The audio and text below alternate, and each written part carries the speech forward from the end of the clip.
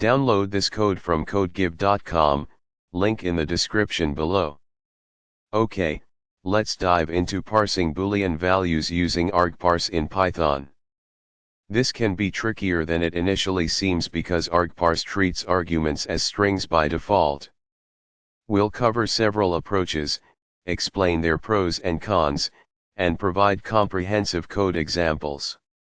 The challenge: argparse and Boolean interpretation. The core issue is that argparse doesn't inherently understand true or false as Boolean values. It treats everything entered on the command line as a string. Therefore, you need to explicitly tell argparse how to interpret these strings as booleans. Method 1, action equals store_true and action equals store_false. This is the simplest and often the most recommended approach when you want Boolean flags, arguments that enable or disable a feature. How it works.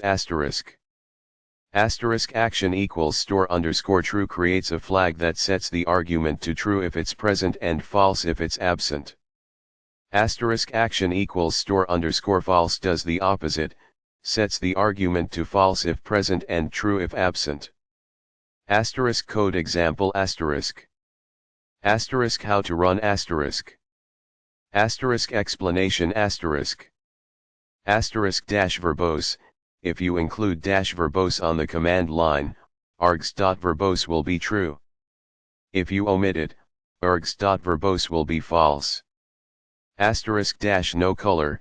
If you include -no color on the command line, args.color will be false. If you omit it, args.color will be true. Dest equals color. The dest argument lets you control the attribute name used in the args object.